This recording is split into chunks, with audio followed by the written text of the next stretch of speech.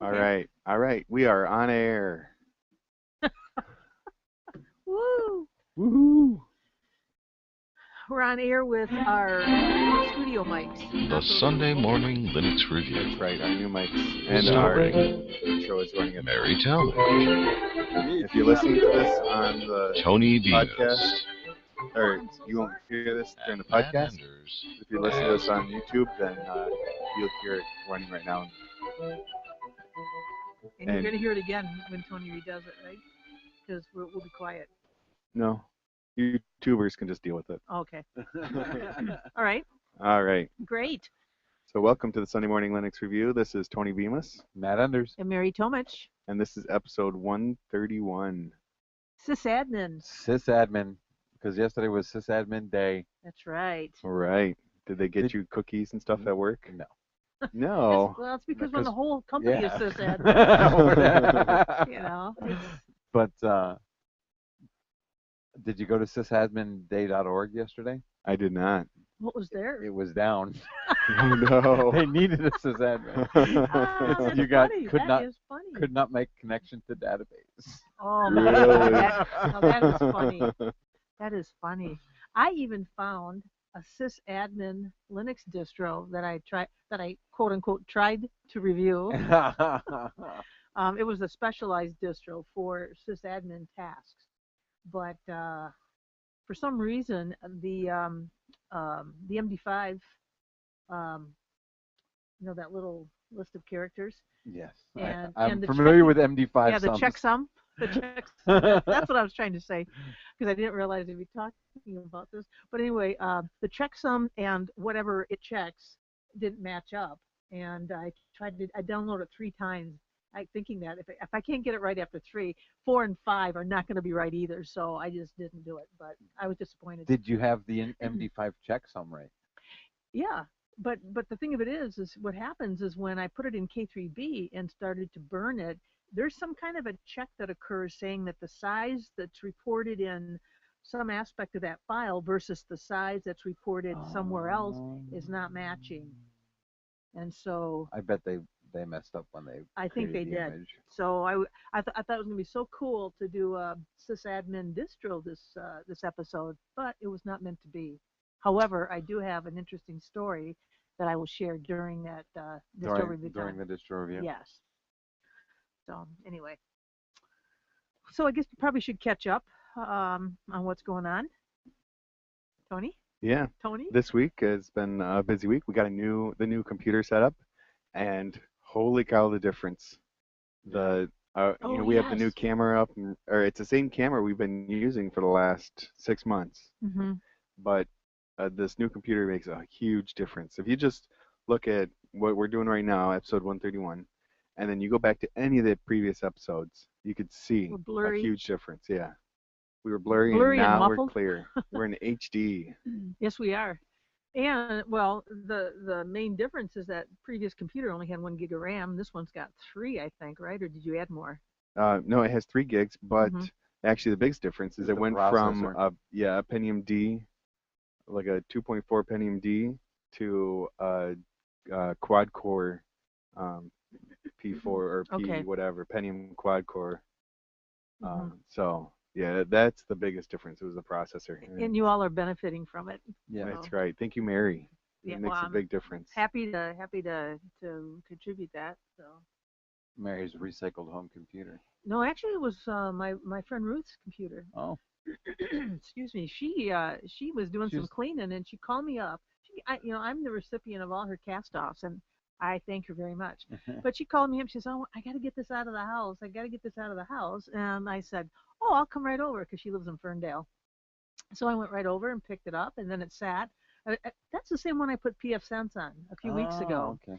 And kind of did a little quick look at PF Sense, and then it sat, and then I realized, well, why don't we just use it for this? So yeah, so it's looking good. It's perfect for this kind of thing. It is. So yeah, it's a big Dell XPS. So what else did you do besides get this ready? One of the guys I work with, I had sold him a laptop like 3 years ago. It was those Dell D830s, and he brings it to me. And he says, It's broken. I can't get online anymore. I'm like, what's going on? He's one of the network guys. He's like, yeah, Oh, so. I have my Fluke at home, my Fluke network testing tool, and I'll plug it in and I call WoW and they said it goes through fine. But when I plug in my laptop, they don't see any connection or anything happening. And he plugs straight into his modem, Oh, okay. which it's a router modem Yeah. combo. Yeah. And I'm like, well, bring it in and we'll take a look at it. And so he brings it to me and he gets on wireless fine. And then we have a guest wired internet, so he plugs into there and it works fine. I'm like, I really don't think it's the laptop. And this is when it's running Mint on it, Linux Mint. Mm-hmm. And I'm like, did they say anything to you about it running Linux? Do they have questions for you? They're like, no, they didn't even ask if it was Windows or Linux. I'm like, I'm impressed. You know, because that's always like the first thing when I would call in the past. They would always ask that first. But it ended up being it was like 3 days in a row he called me. He says, it's still not working. Is there something else I can do? It's like a DNS problem, or can I set a specific DNS? I'm like, you can, but you can't even ping 8.8.8.8, so it's not a DNS problem. Oh yeah. Isn't He's he a the network guy? Right. And then he said he finally called WoW and made them come out and look at his modem. And as soon as the guy got there yesterday, he said, "Oh yeah, it's bad. Swapped out the modem and it's running great now." Oh my God. And that was the first thing I told him. I was like, "I really think it's the modem." Mm-hmm. He's like, Yeah. So he's online now. He says, "Yeah, now I can see all the stupid posts my friends post on Facebook." That's funny. Yeah. Well, I have WoW too, and they're a piece of shit. I gotta say, they're just horrible. I hate them. Mm-hmm. They're worse than Comcast. I didn't think I would ever say that about I anyone. have Really? Comcast, and I've not had a problem with them. What happened when you canceled your account? Oh, it went fine. The thing of it is 99.9% of Comcast. You talking to the mic, please, Mary. Oh, 99.9% of Comcast service calls I think go fine. It's just that very tiny minority that make the news. They were professional. They did the typical thing where well, is there something that we can do? Blah blah blah. That's a typical thing that companies do Oh to yeah, try to keep we you. do that. We have a whole department for that. And I said no, it's just really money based. And so, but I kept the internet. So Oh well, you weren't leaving them completely. no, I just cut off Right. the TV. Did you hear about that posting or This, Yeah, that's what we were referring yeah, to. that's We, what yeah. yeah, we both commented But on that. it wasn't actually on the news. It was like a tech writer that posted Yeah, but in it was his. all over the it was bloggers. all I over the saw it internet. like 3 or 4 different places. I Yeah. had people who weren't even techies say something to me Yeah. about it. I said, "Oh yeah, I heard it." But again, my dealings with them have always been fine. So Yeah. I just think it's important to be fair and unbiased. When I canceled my Comcast, they made me go into one of the stores. I couldn't do it over the phone for some reason. Yeah, that's what they wanted this guy to do too. I took mine into. I And had to he's like, return no, my. that's not going to happen. Huh. They're like, well, you got to return the modem, and he's like, no, I'm going to have. And he named one of those services. It's kind of like Uber, but it's they'll come and they run errands for you. Oh yeah. And he says, I'll have them take it. Nah, I'm not coming to your store. Oh. Well, anyway, so yeah, so that was that with them. So and the other thing you did, and this kind of is on my list of things that happened because I was a recipient of your emails Yeah. on this. I fixed your Raspberry Pi. And you remember when I think we talked about it last episode. I thought that there was something wrong with it because I could only get the red light to come on. The other lights. It sounds like I'm really techie, isn't it? The other lights The weren't other little blinking. blinky things. They weren't Well, blinking. They weren't blinking. Yeah. A Raspberry Pi is so basic that's really all you have to go off of. It's I what know. lights are happening and when there's nothing else going on. So all it had was a solid red power light and nothing else was happening. Hmm. And I ended up formatting the SD card, Which I and thought then was already set. See, I was certain that I had DD'd over to it a distro that was ready to go, and I think maybe I didn't set something right or whatever. I don't know because that's what I did. I put Hmm. a Ras BMC on Hmm. it, and I just downloaded the image file and DD'd it to SD card, and Yeah, so now I have a new it's media running center great. All right. Yeah. that I can carry in one hand. Did you guys see that new Raspberry Pi that's out? Yeah, the B+. Oh Oh yeah, I that's saw that. that's looking nice. Yeah, Although, it looks nice and it's a good upgrade to the Raspberry Pi, Mhm. but there's like two other competitors that are out there. They're a little bit more expensive, Oh yeah, but like the they're like, Beagle Bone Black. no, there's the Banana Pi, which it isn't released yet, but they're like, Banana cream pie. no, but it's a Banana Pi, and it's Mhm. has twice the amount of RAM, and it's I think it's a dual core, 1 gig Really? dual core Dual core ARM? ARM, yeah, kind of like what a lot of the older phones are. And then there's another one which I can't remember what it's called, but it has a quad core processor, No and it kidding. has either a gig or 2 gigs of RAM on it. And the Banana Pi has SD or a SATA connection on it, and Wow. yeah, so All right, I'm gonna have to start looking around. These boards are getting interesting now. yeah, you can definitely do a lot more with it. Huh. Well, the Raspberry Pi though, it's got a little soft. I have a soft spot in my heart for it because that was Yeah, the one that you were started a it all. very early adopter with that too, Mary. Yeah. Yeah, it was kind of cool. It wasn't expensive, so Yeah, and actually the first gen that you had, then you Mhm. sold to me, and I'm using that as my Well, I think we backup server right swapped, I now. think. Or did we do a Yeah, we swap? swapped. You got the Pi, and I got an SD card Oh yeah. with Open Elec on it. Yeah, So, that was a 32 gig SD card that I yeah, gave you, yeah. and what's in this one is different. It's a 4 gig. Okay. So I don't know. You must have that on somewhere else. I probably But do. I probably do. yeah, But that's fine because it fits on the 4 gig, and I'm not going to store anything on here. I'm going to plug in some USB, yeah, exactly. you know, Yeah. some external drives. So we'll Or see how that works. yeah, So you have a Pogo plug, don't you? I've got not a Pogo plug, although that may be the generic name for it. It's Tornado. I've got a Oh, couple it's a of Nito those. plug. Yeah, You can use like if you share, you can have all your media sitting on one of those and tell XBMC just to connect to that Well, for the all your Tornado media. would have to be connected to the USB drives then, so No, just across the network. Tornado's on the network. Well, the drives I are connected understand to that. Tornado, and then Tornado is on the I same network. understand all of that. Okay. My thing is, you would have to connect the USB drive to the Tornado. Oh, correct. So why not just connect the USB drive to the Raspberry Pi? Because it's being on the Tornado plug, it's being shared to all the computers in her house. Where if you Mhm. plug in into just the Raspberry Pi, then It's only the just- Raspberry Pi can see it. Nobody else can see it. Although That's a good point. Oh, the other thing I did this week is I upgraded my Plex box, my Oh, Plex Media to what? Center. I went from the a Pentium D PC, which is my Mhm. file server, and had like 5 other services running on it, and Mhm. now it went to a dual core with a gig of RAM. Our And old I was going to say, broadcast box. sounds like the old Actually, podcast box, is it it? does sound like it's not the same one. Oh, Actually, if you okay. guys look over here, this is the old podcast, and this is my Oh, okay. Anyway, it right. runs much better running on the I believe it. dual core, and even though it has just a gig of RAM, it flies with movies Oh, now. good. Yeah, it's pretty cool. Good. Boy, you were busy. Yeah, it was a very busy week. How Huh. about you guys? Well, I found out. I think there was some news on this that the Chromecast dongles that I have hooked to the back of my TV. There's now an app that I think put out by Google, or at least an update to that phone and tablet side app that allows for the full Chromecasting of your entire desktop. Yeah, that is really cool. Yes. Excuse me. That was a news And- item, but I think you were remote or something that day and Yeah. probably didn't get the. Oh, that Yeah, may have the been. news. And stuff, right. I read recently too where you can throw your Android onto the Chromecast now too from your phone. You can throw your phone to the Chromecast. My phone, for some reason, I can only do it with my tablet.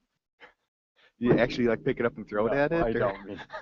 I mean throw the content from your phone to the I'm sure that Chromecast. made a noise. I did. Oh, I don't need Oh. headphones on anymore, do I? No. I don't know, but it looks good. I was gonna put mine on because it just looks Looks- so So radio-esque. yeah yeah. That's Right, important. right. But anyway, so yeah, so I was able to essentially on my big 42-inch LED TV, LCD. Is it Not LCD or LED? I don't know. It It's could be either one, Mary. Yeah, I don't know. It's not plasma. I just know that. Anyway, but I was able to just basically run my Nexus 7 off from my TV. It was very cool, very exciting. It was fun. Then the other thing, well, I was in class all week, learning options, learning to trade options. Oh, that's right. Oh You're my taking that God, options class. that's what the big guys do. And there's math, so I have to go back and read my book again. But it was very interesting to learn this because that's what institutions do and stuff, and so that'll help me with my managing my retirement account. But the other thing too is I played around with that Bash RC generator, that automatic generator. Well, it's not. It doesn't generate an RC. It generates a Oh, prompt. I'm sorry. Yeah, I A shouldn't read. PS, the PS1 prompt. Yes, I shouldn't just read the website name as I'm talking and trying to say that that's what it is. But I did put a copy of it in the chat, and I'm going to share that. But Matt is right. What it does is, in a very easy to use way, it allows you to create your bash prompt. And even though I'm using ZSH and I have my own method, I just thought it was nice for anybody who's using bash and wants to kind of move things around. And but it's also helpful too because the site explains, for those of you who may not be familiar with it, where you place that file, and so that's pretty cool. And I think Matthew Williams showed that to us. So. Yes. Well, thank you to him. Lord Drakenblut. Yep. So big thanks to him. So that's what went on with me. So Matt, I know you have a tale from the data center. Oh, No. yeah.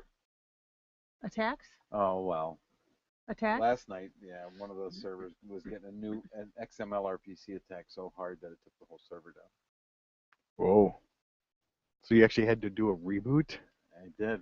Whoa. I was on the server Is it trying to figure out what was wrong with it when it went down. Yeah. Oh, wow. And I mean, does it just shut off or does it just power down? It locks up. Oh, it locks up. Okay. You have to go power cycle. Okay. Wow. Is that where you Power have to cycle. run? That's what we in the professional business call power cycling. That's when you just pull the plug. Right. Do you have? Is that where you have to like jump out of your office and run like 4 rooms down I don't through run. like 5 different? I'm a fat man. I walk. Yeah. But yes, I get up from my desk and have to go down through like those Get Smart doors. If you ever saw Get Smart. Yeah. Mary's been. You've I've been been there. there. Yeah, I've been there. Yeah. Yeah, I was there. That was kind of cool. You have to flash your badge before you can get into these rooms Yeah, and stuff. fingerprint. Yeah, whatever it is. Yeah. And punch the code. Yeah, I was impressed. Super secure. That is. Yeah, It is a pretty cool place. Some are 2-step off and some are 3-step off. Yeah. Yeah. Oh, while we're talking about that, are you going to read your disclaimer? Nah. What I say here's me. Yeah, has nothing to do with this. my work. That's right. Because now that we have a nice video up there that they can actually read our shirts. See our shirts. That's right. Right. Oh, and speaking of shirts, I've got my Detroit Paris of the Midwest shirt on. It used to be known as that way back in the day. Back in the day, that's right. Back And when Mary's a young girl. yeah, yeah, I wear my age well. But in addition, one of the things I was thinking of for the episode name was not sysadmin. That just kind of came at the last minute. I was thinking of something about Detroit's 313th birthday. Yes, it's is coming this up. week. It's this. I think it's this week, or was it this past week? I think it's coming up. I think it's in 2 weeks. Okay. I could be wrong. I think you are wrong. Wouldn't be the first time. No. I have been wrong in the past, and I will be wrong in the future. We have this awesome tool available to us Called Google. called Oh, Google. yeah. But anyway, so yeah, so it was the 313 birthday for the 313. Yeah, because Detroit's area code is also 313. Yeah. So did you know McDonald's is doing a thing for the Detroit's 313th birthday? Have you seen that?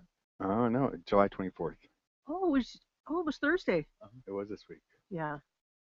I stand corrected. Yeah, I was going to go to the birthday party at the Detroit Historical Center, but historical museum, but I ended up having a customer call because the whole parameters around their install changed, and so I go for my class. We're going live tomorrow, but we need to make all these changes. Yeah, we're installing on Monday, but but I was made aware of some information that I didn't have earlier, and the customer was kind of thinking this was going to happen, and so what happened is that well, I don't want to go into too much detail, but suffice it to say that the install model we were going to use is changed, and the customer is happy with the fact that all this information did come together, and they're going to get what they were expecting. I'm happy that they're going to get what they were expecting, and that's always a good thing. Yeah, and so our install was just pushed out 1 week. I think about a week or so. So everybody's cool. What about the is the hardware already all on site? Oh yeah, the hardware is already prepped and ready to go. We had previewed it and everything, so. But that's all right. I mean, I explained to them there's not going to be much additional planning because this new method is simpler. So basically the hard work and heavy lifting is done. So that's good. That's So, good. but the point is, even talking about that is the fact that Detroit's birthday party on Thursday I couldn't go to. Ah, yes. So I think we better get back to talking about Linux. What do you think, everybody? All right. So what's our first section? It is Matt, what's happening with the kernel? the kernel news. And on 7/21, the mainline 3.16-RC6 was released. On 7/17, the stable kernel 3.15.6 was released. On 7/17, long-term kernel 3.14.13 was released. On 7/22, long-term kernel 3.12.25 was released. On 7/17, long-term kernel 3.10.49 was released. And on 7/17, long-term kernel 3.4.99 was released. And that's the Linux kernel since our last broadcast. It's 7/17. That was a popular day. It was. Well, that's Greg Crow-Hartman for you. He just releases them all. Bang, bang, bang, bang, bang. It's probably it was a Thursday, so it's probably just for the weekend. Get that off the plate.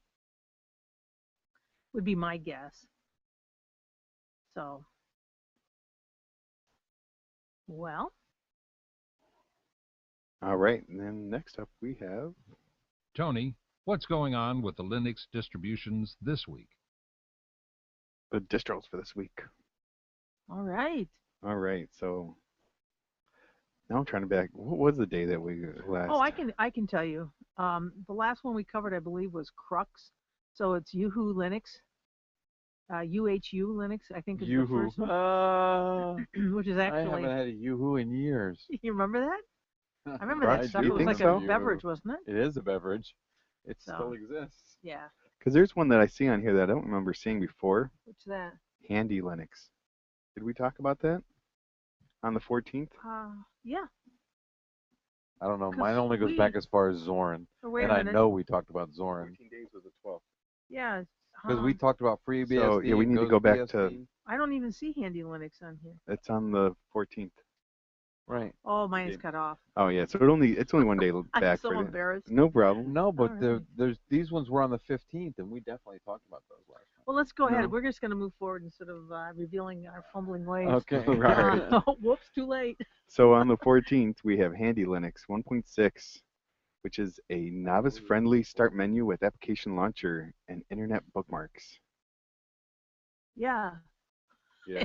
Hey, no, and speaking of, actually, that's a foreign distro, but I was looking at that to review. I believe it's a French language distro, and they have got one thing they have that's very nice is a It comes with Big Buck Bunny on it. yeah, it does. That's Matt's favorite video. Yes. Big Buck Bunny.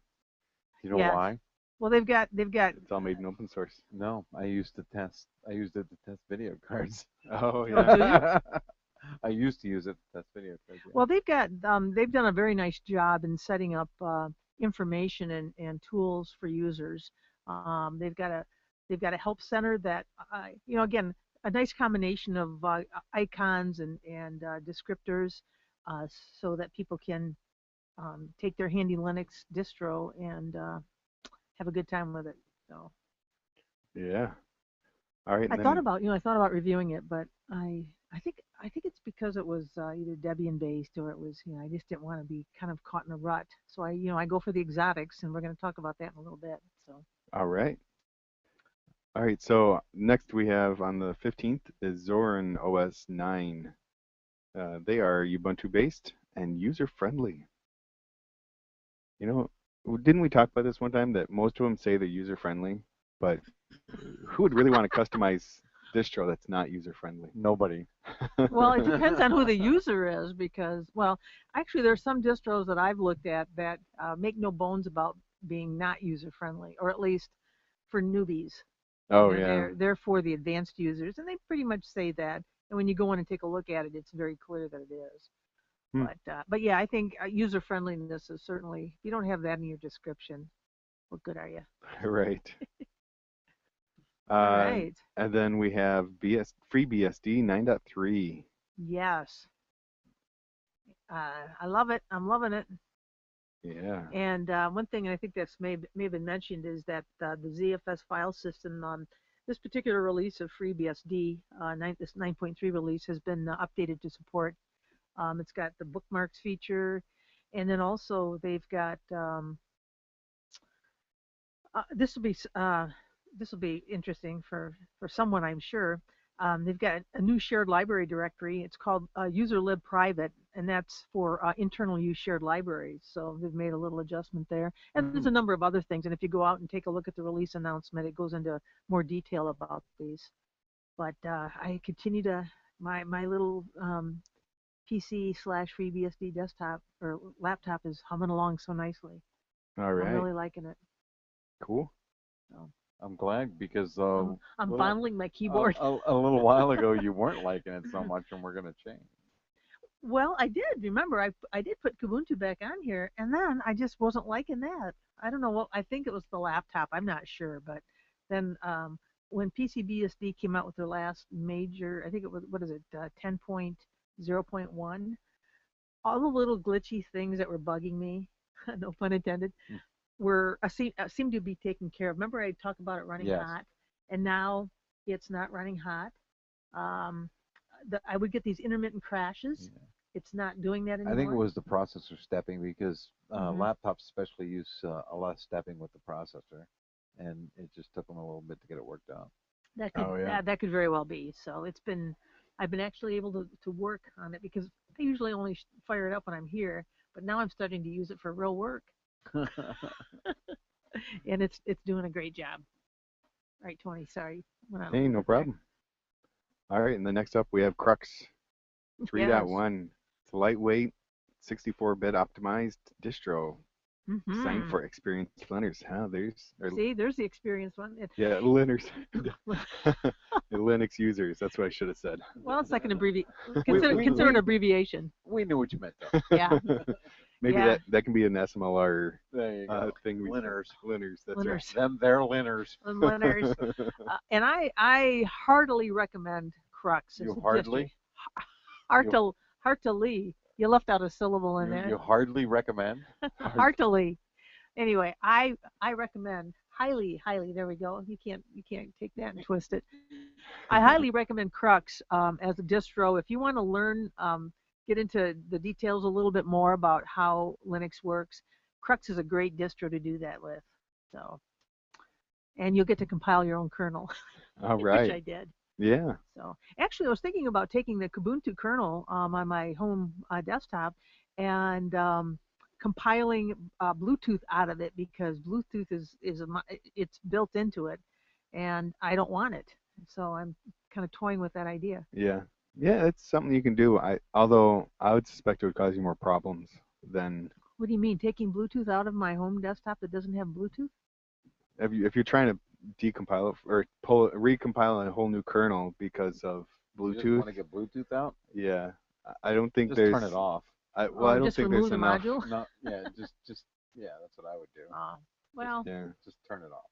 Well, I wouldn't get rid of the old kernel. I mean, if something blew up, I would just change my grub. All right. I think it's a little drastic. I'd just remove the module. I think Mary's just itching to compile another kernel. I just, kernel. Well, once She's you got that, once you do it, compile a kernel bug. All right, but anyway. Once you do it once, you can never go back. Right. Yeah, well, it's not as difficult as you think. Yeah, I've done it. Yeah, it's not bad. Yeah. So. I've done it quite a few times. Yeah, you know what? I'm very thankful that I don't have to do it anymore. Well, there you go. All right. And as Mary mentioned earlier, on the 17th we have Yoo-Hoo Linux, or is it It's spelled UHU. Yeah, it's Hungarian based. Oh. Well, it says that right there, doesn't it? It does. Yep. Independently developed Hungarian Linux distribution designed for the domestic market and featuring GNOME 3.12 with the GNOME shell. Hmm. And they also what they've done too, and I had to translate the site. Well, thank heavens for Google Translate because it takes a foreign language site and immediately makes it readable in Yeah, English. it's very cool. It's faster than me ordering Rosetta Stone and trying to learn Hungarian. But this particular distro, they've been around since 2003, and the last release prior to this one was back in September of 2010, and that one was called Nerd, which I thought was pretty funny. Oh, But they also have included there's an edition builder which will help if you want to build your version of this distro. It's available for you to help. Um, Accomplish that task. And for there are certain situations where you may not want to put the office suite in there, so you want to keep it down to the CD size or below. hmm So with this, apparently you're able to do that. And then Nice. somebody can download it and install it after the install. Matt, that process that you don't like. Oh, he's got that look. Yeah. We're talking. Okay.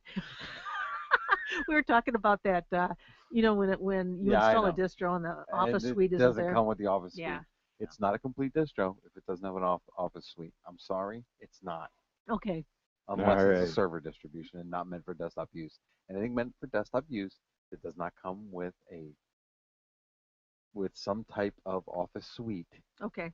is not a complete distro. Okay. All right. Matt All right. has spoken. That's right. What we All right. got Next up, we have RoboLinux 7.5.5. Debian based with pre-configured VirtualBox running as the Windows or for running a Windows guest operating system. Yeah, did they mention on there? Well, one thing that they did. Apparently, their users complained. They complained about Google Chrome and some of the privacy issues. So what they've done now is the default browser in this release of RoboLinux is Firefox stable version 30.0. So they've also apparently this guy when people talk to him or people send him requests and things, he really listens to them and then spins out a new version, which I think is why we see so many releases of RoboLinux. Nice. But They've only got Firefox 30 in there? no, it's Firefox 30 is the default. You can, in other words, you can install another browser, but the default that they use is Firefox 30 and not Chrome. Fedora's 31. Oh, well, we'll be talking about Fedora in a little bit. And then the other thing too about RoboLinux is that they have added some, again, based on user feedback, a few more programs. Audacity is now part of the mix by default, and Pigeon, which is the chat client. They've got a encryption plus a Twitter plugin. So apparently you can tweet from Pigeon. What? Hold on. If you're gonna, I didn't know pigeons could tweet, but I guess you can now. Oh, you can do a lot of stuff with Pigeon. I use Pigeon at work to connect to my AIM and to our new hip chat. I use Pigeon for that. Mm-hmm. Yeah, and you can also connect to IRC channels with Pigeon, and I don't recommend it. I think XChat is easier to use, but Pigeon all the way. All right. But anyway, yeah, so they put encryption on there, and then the Twitter plugin. You know what I especially like? What do you like, Nat? I'm scared to ask. In our hip chat at work, they have these custom set of like smiley faces that you can do by putting a certain name of something in parentheses. Like we have one called Doge and other ones called Doge. And I don't see any of that bullshit crap. I see the name in the parentheses. Oh. What is hip chat? Like if you're hip to it?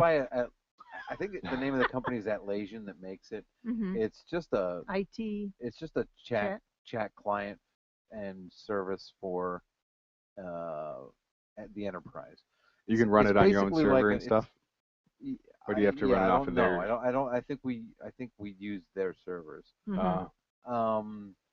But it's basically IRC in a GUI format. Okay. So it's like group chat? Yes. Oh, okay. Yeah, we use WebEx Connect, and it's by Cisco.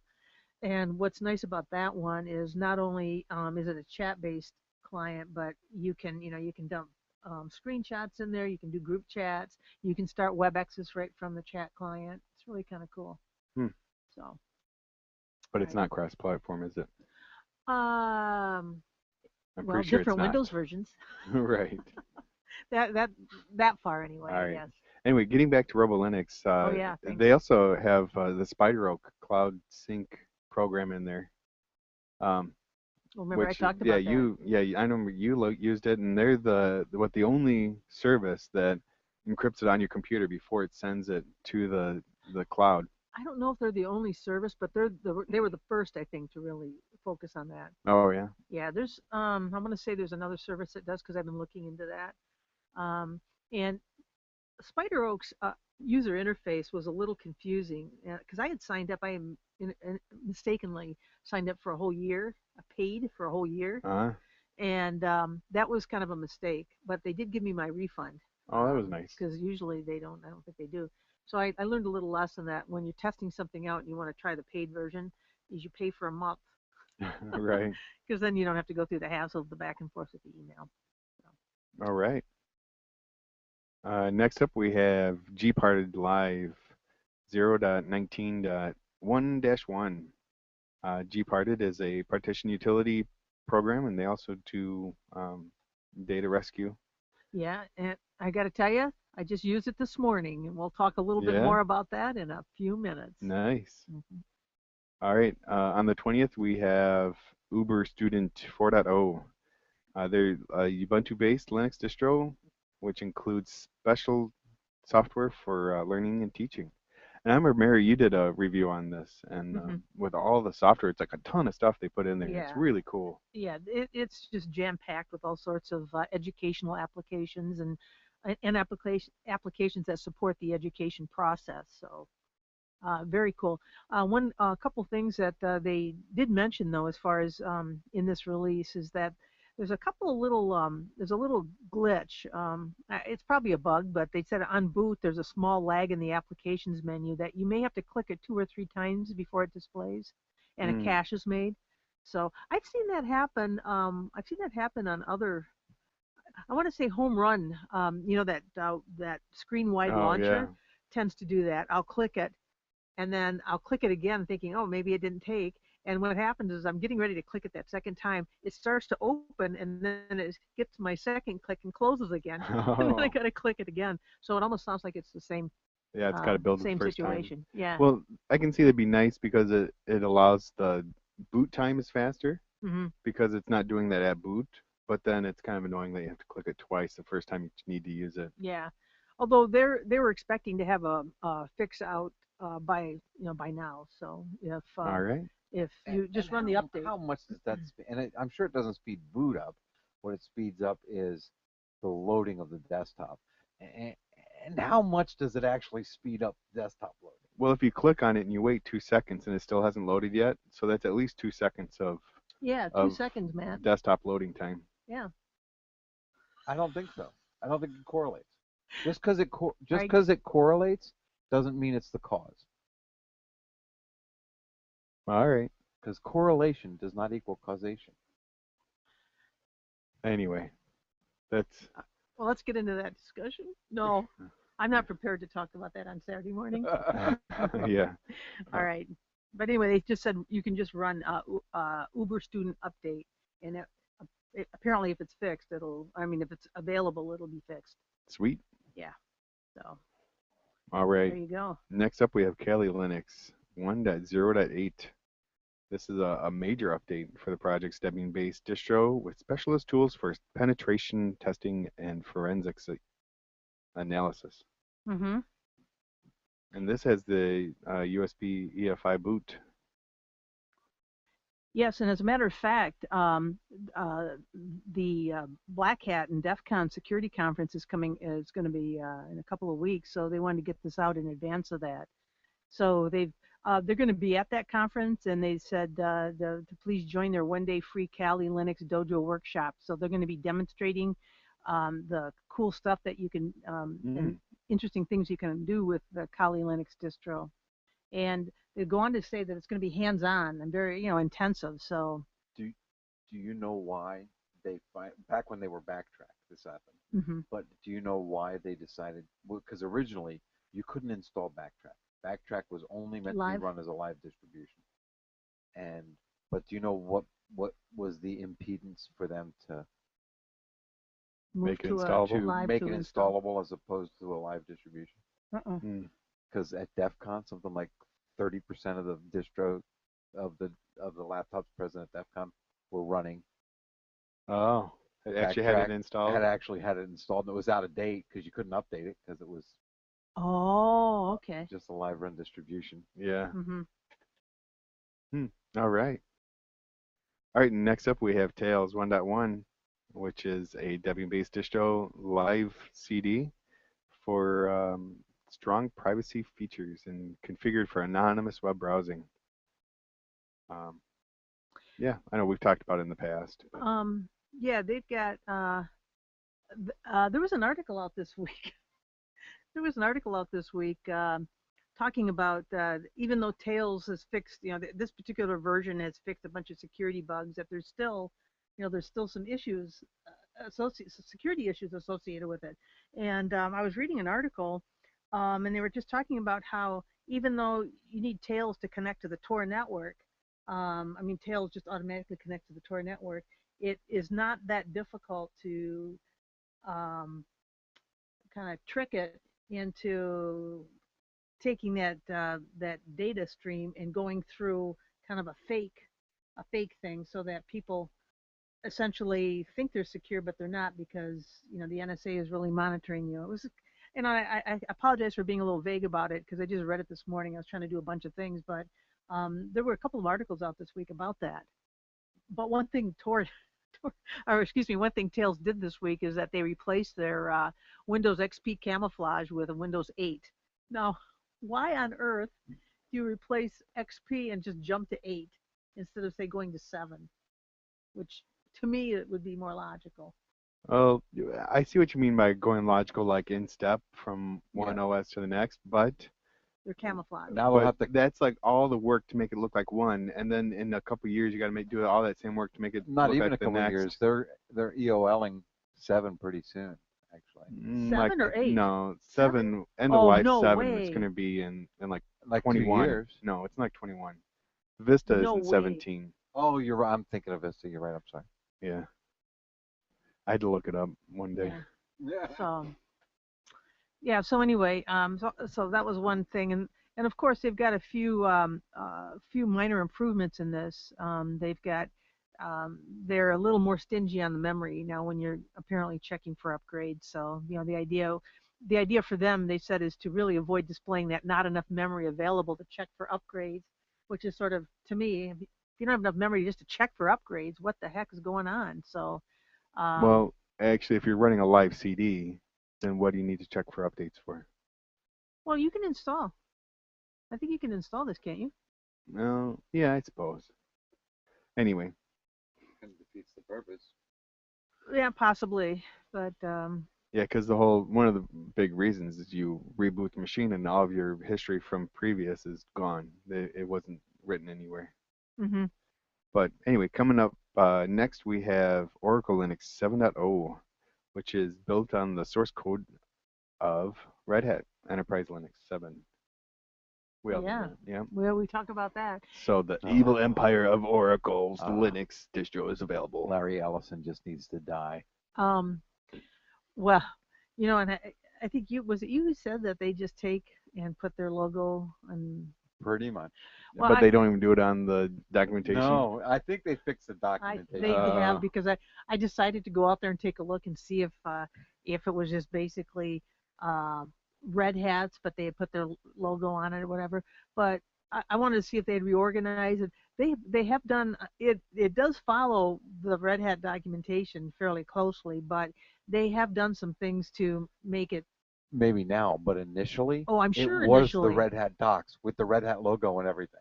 I'm sure that it was, but I think they've done a little bit more now to make it quote unquote their own. So. All right. Okay. All right.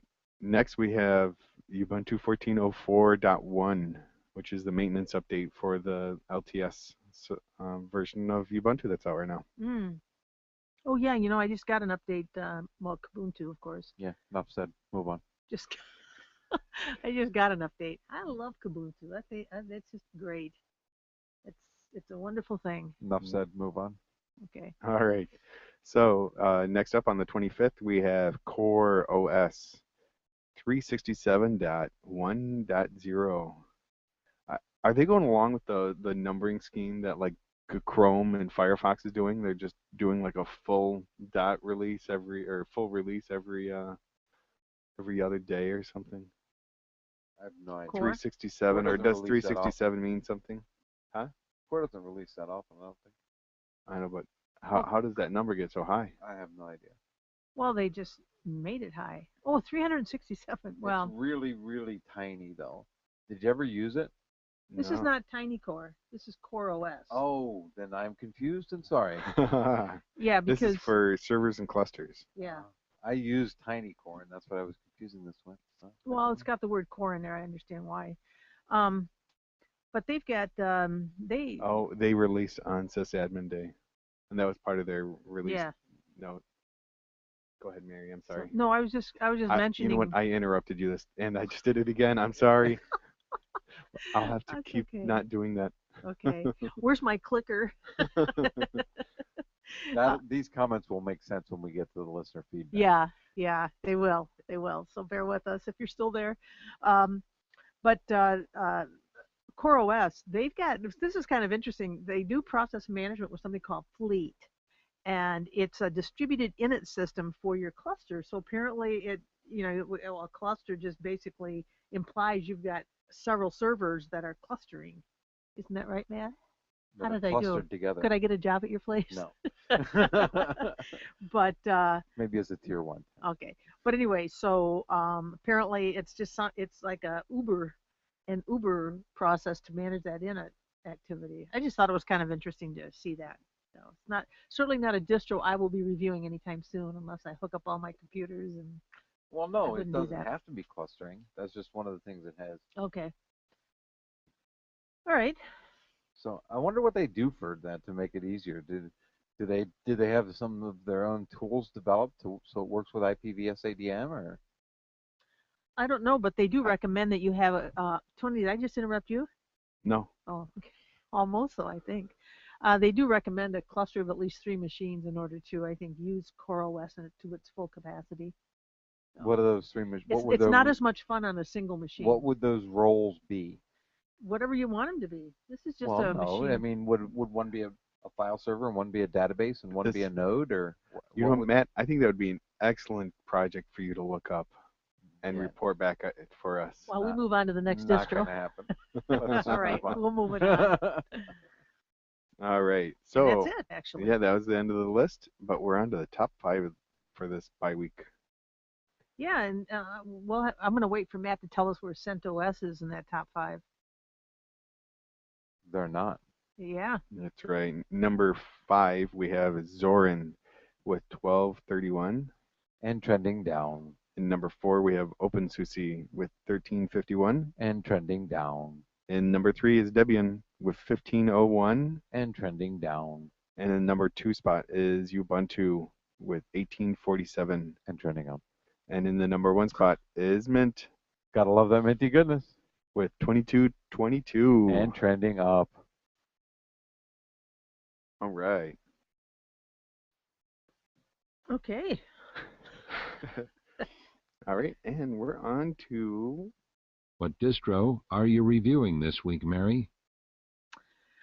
Well, I think it should be distros because actually, and whenever I say that I'm going to talk about several distros, that can only mean one thing: trouble in Distro City.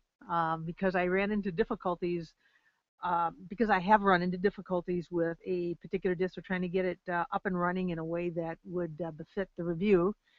And so this last week was, or the time period between last episode and this one is no exception. The first distro I wanted to take a look at was called Void Linux. Now Void, well, first of all, the name caught my eye. I just thought, wow, a distro named Void. What could possibly go wrong? Oh. But anyway, the Distro's page or their website basically comes out and says, this is not for beginners. So I figured, well, it's probably not for me either. But anyway, it positions itself as an answer to today's disgruntled computer geeks who want things fast, reliable, and flexible. So would Void Linux fill the distro void in many geeks' hearts, or would it be branded null and void? Let's take a look. Well, anyway, I proceeded to go ahead and take a look at this distro. Now, I think I may have mentioned it's created from scratch using source packaging, and the kernel it runs is 3.14.4. Now, the live environment for Void consists of a grub screen with two options. You either boot Void Linux or you boot from the first hard disk. So, of course, I selected to boot Void Linux. Now, aside from a brief error message regarding my Broadcom chip, no surprise, including a suggestion that I visit the wireless area at kernel.org, I went ahead and hit the enter key to boot it up. So it finished up to a live boot, and then a brief message tells me I can install it by typing sudo void installer. And so I went ahead and did that, and within a few moments, Void Linux, and I'm talking a few moments, a few seconds, Void Linux was installed and running at a command line prompt. That's right. There was no X server, no nothing. It was just a command line prompt, and it was fast. I was impressed with that. So I then discovered that there was no graphical packaging or files, no X server installed. I was going to have to do that myself from the good old reliable command line. Now that's not a problem. I have no problem doing that. But what happens is I first of all decided to, of course, wait until I installed it. So I went back and hit the sudo void installer. And it opens a Debian style install screen where you can select the typical functions, for keyboard, time zone, that type of thing, host name. It took me a couple times to get through the install process because it's completely manual, including running GNU parted from the command line. Now, I have always avoided that. I've used this, I've either done the live CD or I've used the built-in partitioner. Mm-hmm. So I decided, this is a test laptop. If I screw it up, no big deal. So I decided to go in because I've never used it without a graphical tool, and I didn't have a choice here, but to give it a whirl, or should I say spin. But to be honest, I followed the instructions at the website, and I was surprised to find out that you don't have to know the sector, cylinder, megabyte, gigabyte in order to successfully partition a hard drive. You can specify the size in percent. Did you know that? No, I didn't know that. I didn't either. I had no idea how easy it was and fun how easy and fun command line partitioning could be. Fun! Wow, I haven't Yes. heard of it described like that. Yes, here's the command I used. And again, this is your running parted, so it's from the parted prompt. It's mk part, make part space primary, and then the first one I did was Linux swap, so it's Linux-swap. And then I went from 0% to 10%. Now, again, I was following the website, and I really should have only gone from 0 to 5 because I had a 14 gig swap partition, which is a little bigger than I think you want. But anyway. You should only, with twice twice the RAM used to be the old. Okay. Yeah. On modern stuff, I think you don't need more than a 2 gig swap partition. Okay. Yeah. Well, it makes no sense if you have 8 gigs of RAM in your computer. It makes no sense to have a 16 gig swap partition because you're just not going to use it. No, and in fact, a lot of people that have over 4 gigs, they just disable swap altogether. But that's a little more advanced. Yeah, it's best to have just a small, like 500 meg swap. But anyway, 2 gigs I find is 500 meg is a little small because when you need that safety net, sometimes you're going to overflow. You would overflow 500 megs pretty quickly. Yeah. Okay, but I think the point is that some of the old rules of thumb for swap space just don't hold water anymore, given the amount of RAM we've got available to us. Right. So anyway, again, I was following the website without thinking that I can only probably just go as far as 5%. But anyway, so then I hit enter. And then I was back at a parted prompt again. So my next command was, again, make part, MKPART, primary. And then this one was, I went ext2 because that was what the site said. I was just a little monkey at this point, just typing in what I saw. And then I went from 10% to 100%. Hit the key, bingo. I had 2 partitions, one of which was swap, one of which was an ext2 partition. And I was ready to go. I had no idea. Void Linux supports all the major file system formats, including Btrfs. ext2, 3, and 4, and Windows file systems, for example, FAT32 and NTFS.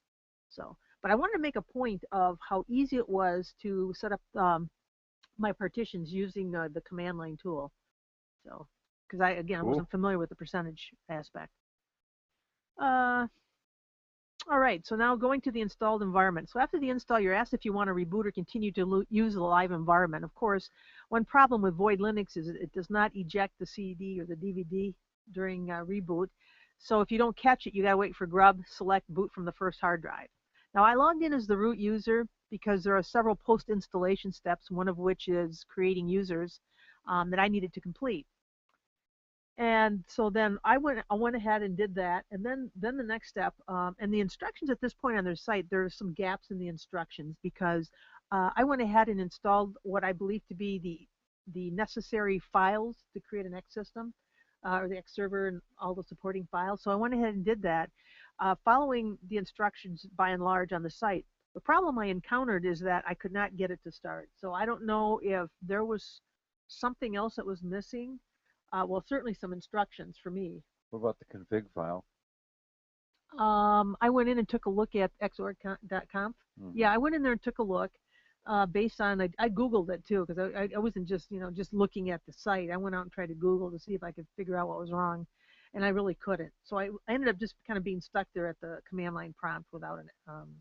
Now, for some people, there's no problem there at all. For me, that's as far as I could really go with the review.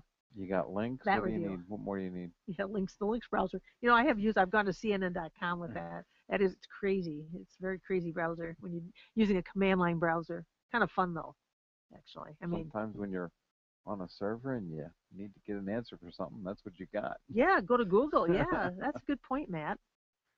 So anyway, but I'm not done yet. I'm not done with my reviews. So I thought, I can't leave people just sitting there with this half-baked review of Void Linux. But my take on it is that certainly I think for people who want a fast command line level distro, this certainly fills the bill. And again, it's not based off Debian or anything. It's built from source. So I think that in and of itself, I believe, gives you a quicker, maybe faster distro.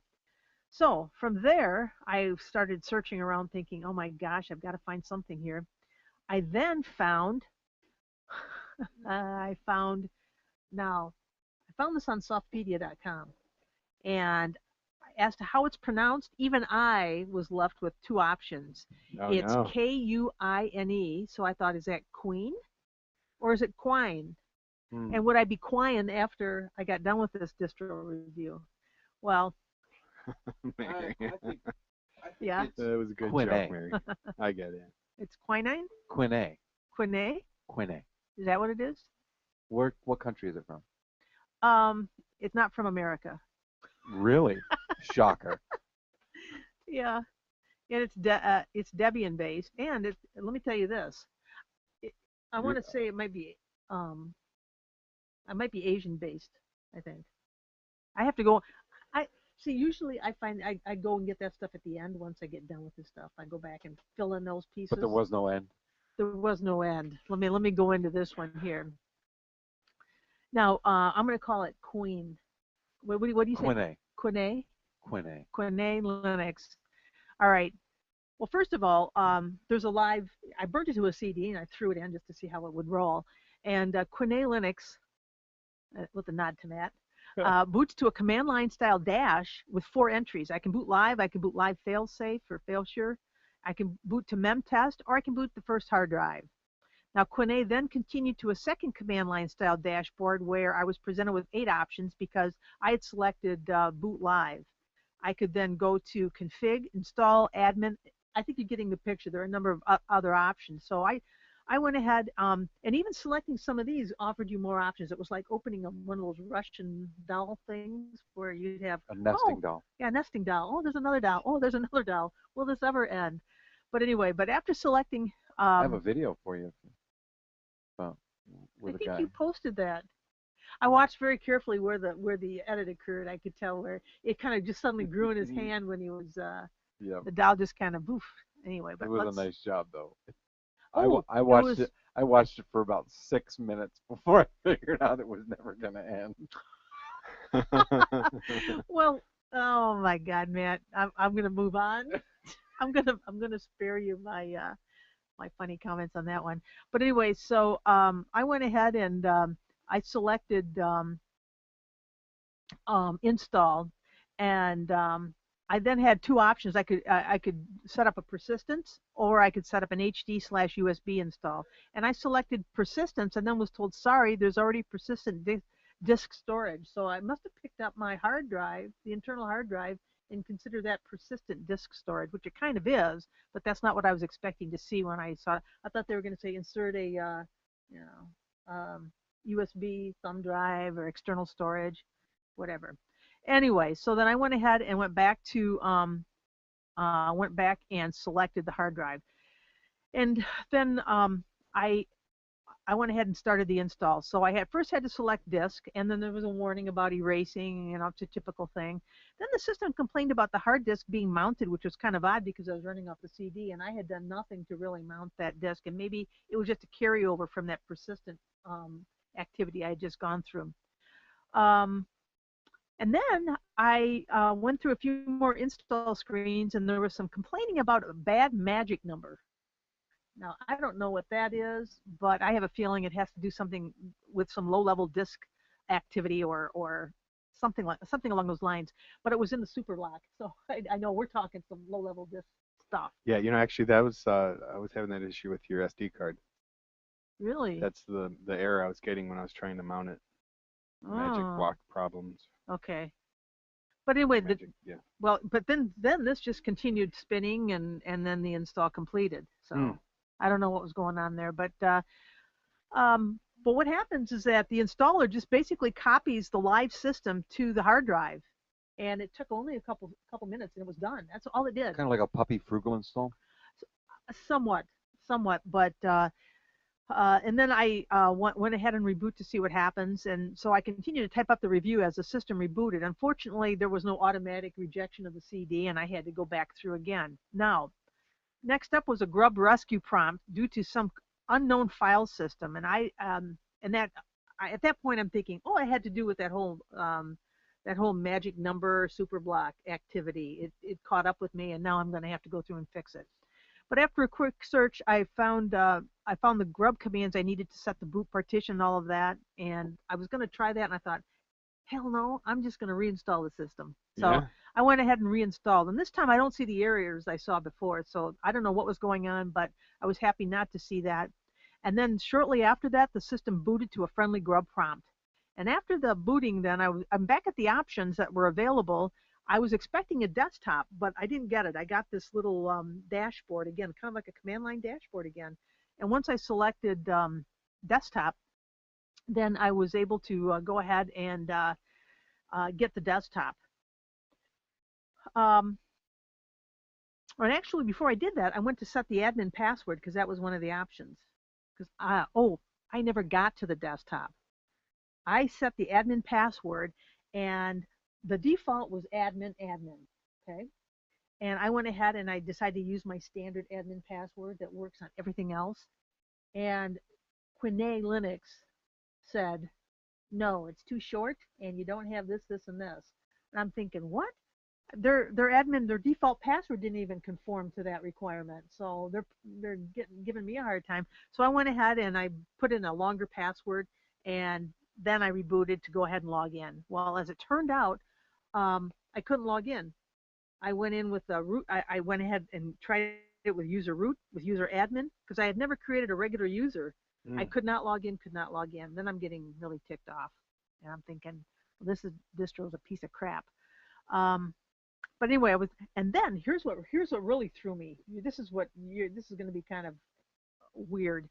I decided to go back and reboot to the live CD, and for the third time. I usually try 3 times, and if it doesn't work the third time, I'm out of there. I tried to reboot the CD, and it would only go to the hard drive. I could not set the boot parameters to boot off the CD. I know, Matt, I was amazed. I went into the BIOS even and tried to set the order. It was only until I disabled the hard drive boot parameter in the BIOS that I could finally boot the CD. Now I'm going to talk a little bit about this because I found out when I used Rescatux, I found some interesting information, and you guys are probably going to be able to tell me what was, or you'll probably be able to confirm for me what I saw, and what my reasoning was as far as what the problem was. A lot of was's there, wasn't there? Mm-hmm. That boggles my mind, though, that I'm the not kidding live you. media wouldn't boot when it saw the image on the disk. I hit, you know, in the Dell initial post, whatever. Yeah. You've got hit F12. Yeah. I hit F12. Yes, exactly. I selected the DVD CD. No, it went right to grub off the hard drive. I have never ever seen And that. the disk wasn't damaged because you then booted the disk. I did. So that is weird. It is very weird. But let me explain to you what happened. So yeah, so I was in this loop. The reboot put me back in at the installed version on HDA1 via grub. I tried again, same results. Then I decided to use the CD and reinstall. Shockingly, I was again back at the group, as I just said. I'm going to kind of skip through that because we've just talked about it. Oh, here. Wow, what a major mess. That's what I said. Then I decided to see if a rescue CD could help me out of this mess. The only problem was that I could not boot from the CD, because think about it. I downloaded Rescatux, put it on a CD, and then tried to boot from it. No, I was back into the grub prompt for the first hard drive. I am not kidding you. And again, as I said, it was only... This sounds like a hardware problem. No. I think... It's not. Let me tell you, it's not a hardware problem. I went into... No, you're right. I don't think it's a hardware problem. I think it's a PEBCAC. Oh! All right, gentlemen, you're going to be saying, you know, Mary, you were right. All right. In just a few moments, because I'm going to tell you what I saw once I started up the partition thing, because that's where, or no, the file system check. I'm going to tell you what I saw. So anyway, because ultimately it's running Deep in Linux right now. Mm-hmm. So before I came here, I finished the install of Deep in Linux on it. So it's not a hardware problem. I'm going to tell you what the problem was. But anyway, so I downloaded Rescatux, could not get it to roll until I disabled booting from the hard drive in the BIOS. I turned that off, so it would not boot from the hard drive, and that was how I was able to get into Rescatux. Now, I'm going to share how Rescatux saved me from Quine Linux. It boots to an LXDE desktop. Nothing fancy is needed when you're desperate. There's a Resc app wizard greeted me and contained all the tools to rescue my test laptop, as well as a documentation window with quite a bit of information regarding the available tools. I checked the file system button to see. I wanted to check the file system and see what I had there. So then what happened is a list of available disks and partitions appeared, and imagine my surprise when I saw Loop 1 as a partition with Debian GNU Linux description. So apparently. Now, here's my thinking, and again, I don't know a lot about this, but you guys will maybe can confirm this, or maybe one of our listeners, is that when it copied the contents of the CD over during the install, that it then took that file, because I think it only copied it as a single file. I'm not sure. I blew it away. I was so mad at it. That it then connected it as a loopback device, Loop 1. And so it was done at such a low level that it was always mounting and connecting that way, and I couldn't get out of it. I think that had something to do with it. What do you think? Does that sound good? I vote for intermittent hardware problem. I disagree, but anyway, but I thought Loop 1 was automatically mounted. I just thought that it was mounted and it was seen, and that's what happened. Hang on a minute. Let me tell you what's going on here, because so then I fired up gparted. The graphical version, and an interesting sight greeted me. I had 5 partitions with a bit of empty space at the end of my hard drive, and here are my partitions. I had dev SDA1. Now that was set up as the Quine root, and that was 1.01 gig. Now, and these were all ext4 except for the swap. SDA2 was /temp, and that was 2.01 gig. SDA3 was swap, and that was 2.01 gig. That was the only thing it did right. And then 4 was extended partition, and then I had 5, which was /user, USR, and then 6 was /var, and that was 142 gigabytes. Where was home? There was no home. And at the very end, unallocated was 2.49 megabytes unallocated. So I had this little space at the end. Well, depending on the partitioner that it uses, that happens. It's a result of rounding. Okay. Yeah. Well, that's what happened probably when you guys were mocking me for those little spaces I had. I didn't do that. I think the partitioner did. But anyway, suffice it to say, I blew all those partitions away and created 4 primary ones plus a 4 gig swap. I then rebooted the selected. Let's see. Yeah, I then rebooted, and I went into Deep in Linux, got that going, and then ended up installing it. I then rebooted again, went in and re-enabled the hard drive, and now I'm running Deep in Linux just fine. But that's how I had to fix it. It was the oddest thing I've ever seen, and I think it had to do with that loop 1. I don't know. It's the only thing I can think of. So. It's unlikely. Pepcake. It's unlikely. Well, Okay. the reason I say it's unlikely is because the loop 1 is within the Linux distro or whatever, the Linux operating system. And all booting happens is way before way before OS is even loading. Remotely loading. So I think it points to there was something in the boot process or the boot order. Now Grub could have been effed up. Yeah. I went in to try to. I went in looking because I went into edit mode just to see what was going on, and there wasn't anything completely out of the ordinary. There's some things that I didn't quite. I was gonna have to go look up, and I just thought, I don't know. That's on the HP laptop, right? It's on the laptop I got from you. It's a Dell laptop. No, yeah, it's Dell. So if you hit F12 when it's booting, then that I do. And you chose the CD-ROM to boot off of that, and then it still went to the hard drive. Exactly. Huh. And it wasn't until I disabled when you have to go into the BIOS screens itself. Yeah. There's that little program that lets you make changes. Yeah. I went in there and I turned off the boot from. I had to uncheck it and save it, or apply it, whatever it was. It was only until I did that it freed it, and I was allowed to make my changes and fix it. And now it's working fine. I still think it was intermittent hardware. Yeah. I have never seen that before, and I don't know. I think it's something else going on there. I vote for intermittent hardware. All right. I'm saving the DVD. I'll bring it, and you guys can see what you think. Anyway, but that's my review. I just wanted to share the pain and suffering I went through on this one. So it was. Thank you, Mary. Yeah. It was all right. It was all right. But the other thing I want to mention too, Rescatux has got they got some nice little tools available, and I used the older stable version, but the newer version's got it's got some Windows tools. You can promote a user to an admin user. You can recover You can recover Windows passwords, all sorts of different things. I never had a chance to test them out, but I'm sure they work just fine because the Linux tools I used off this distro, Rescatux, worked fine in fixing my problem. All right. So there you have it. Well, thank you, Mary. Yeah. Okay. We ready for the next? Intermittent hardware. It's time for the tech news of the week. All right. News. I have 2 stories. Ooh. Great. Is one of them the Fedora is going to be delayed story? No. Oh. That's old news. That happens all the time. I know. That's why I said I'm shocked. So. No. First is about WordPress under attack again. Yes, there are some new vulnerabilities.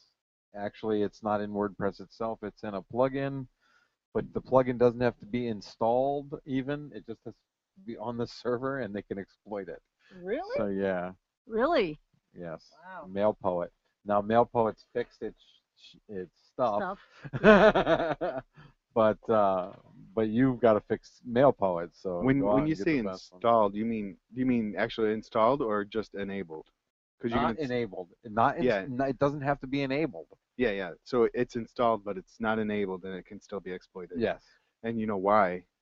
Why? Because the code is still sitting there. You can browse to that path. Yes. Oh, and then go ahead and enable it and go through that. They don't or even you just enable run. it. Then you just run those files the exploit. PHP. Yeah. Mm-hmm. So, wow. Yeah.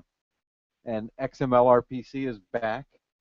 you'll remember a couple of months ago it was a big thing they were using as a type of DOS against WordPress sites. Well, now there's a way to exploit. You were just talking Yeah, I about know. that last night, right? Well, no, with you on the way in yeah. today when we were coming in together. Huh. But yeah. Oh, because that was the attack they were using on that server they took down, by the way. Oh, right. and yeah, it was WordPress. Update all your stuff. Yeah.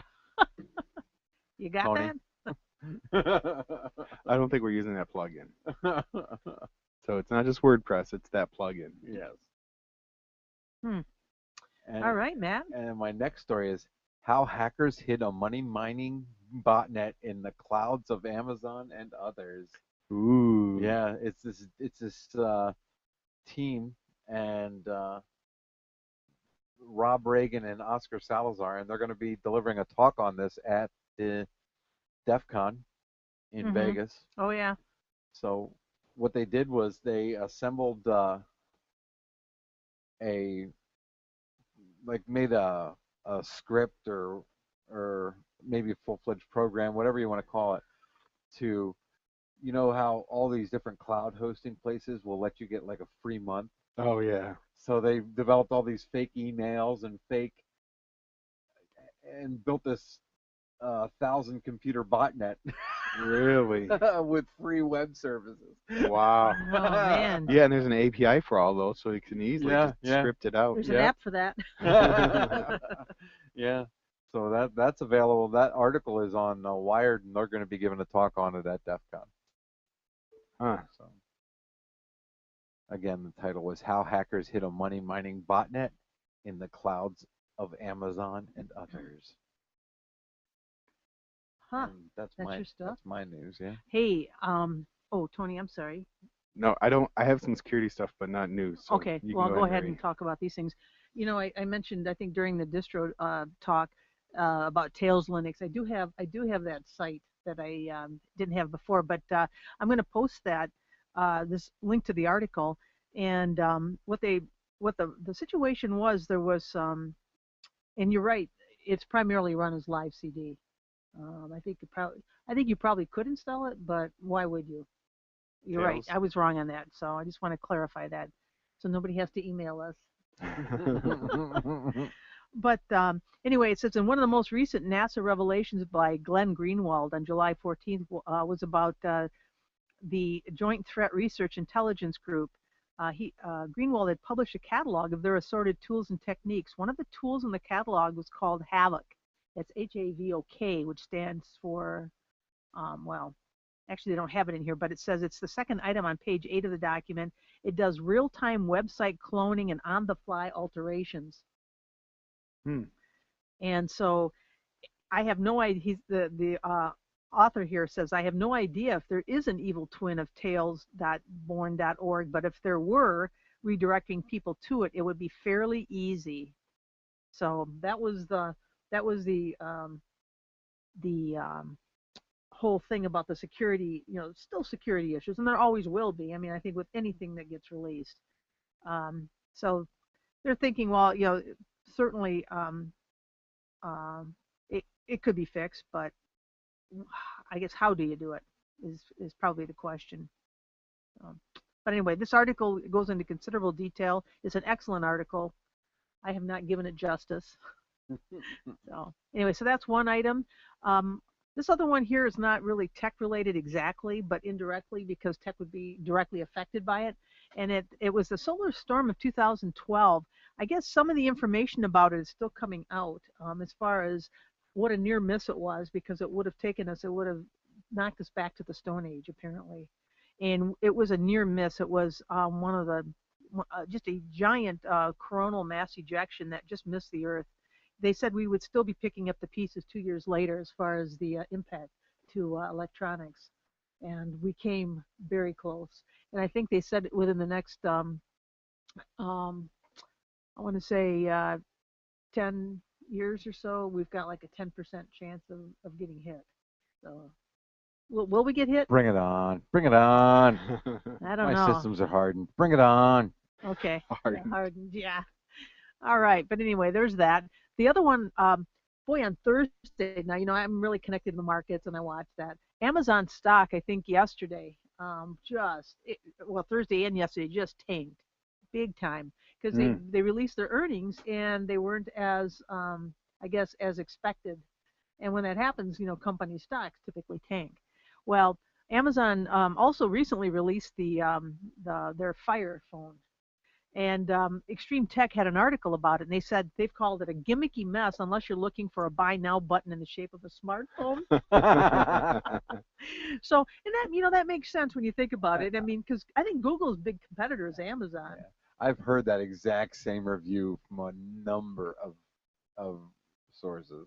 I mean, it's just a product delivery system. It's junk, unless you're looking for something to do. Amazon Prime and buy things from Amazon.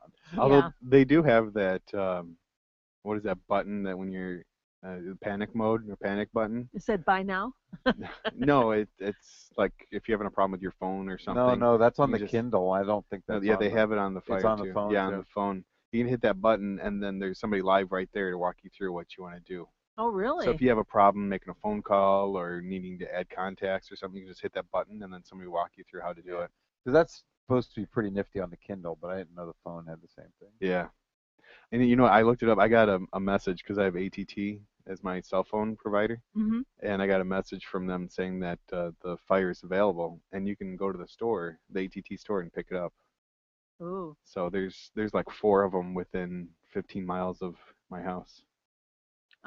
But they also dinged it for weak app selection and platform growing pains. They said one of the most important things to remember is that that Amazon Fire devices are that they're based on Android, but they're not real Android devices. Right, they're like the Kindle. Yeah, because you're locked out of official Google apps. With the Kindle, they took Android and totally stripped it back. They really made it their own operating system. So yeah, and then the giant buy now button for Amazon services. So I thought that article was kind of interesting and in line with, in keeping with their earnings release this week, which was kind of messy. That commercial is very cute, and I laugh every time they have it. I haven't seen it. You haven't seen it with the 2 little kids? No. They're talking like they're old people. Oh, it's hilarious. Oh, in the 9 years I've been on this planet, I haven't seen such a thing. That's funny. Yeah, it cracks me up every time I see it. So as far as news goes, that's all I've got. A couple of KDE Corner items.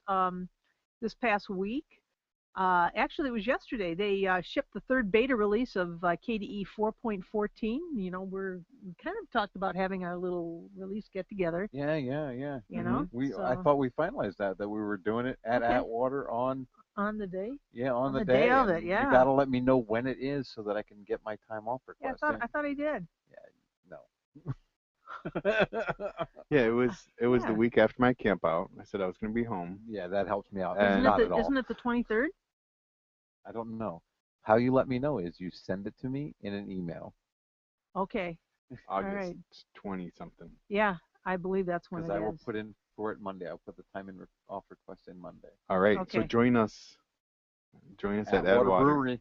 I expect everybody to fly in, no matter where you live. You have to join us. Yes, that's right. There's beer involved, so that we'll buy you 1 beer for every 1,000 miles you come. I'll be driving in circles. Okay. Look at my odometer; it did change. All right. So, but anyway, so that second beta release, or no, 3rd, I think. And then also, there's an article about switching between Plasma 5 widget alternatives. Now, you're thinking, what the heck is that all about? If you've ever tried to add widgets to the taskbar, there can be related widgets, but they all occupy individual spaces. So what they're going to do is they are going to in Plasma 5, they're going to have it so that they're kind of grouped and categorized. So I think that's great. Well, if you don't want to use it, Matt, you don't have to use it. And besides that, maybe Clyde or one of those stripped down KDE alternatives will be available. I like my little individual buttons. I got my Opera, got my chat client, got my Firefox, got my Perfect. You won't have to do anything. It's just for people like me who use widgets.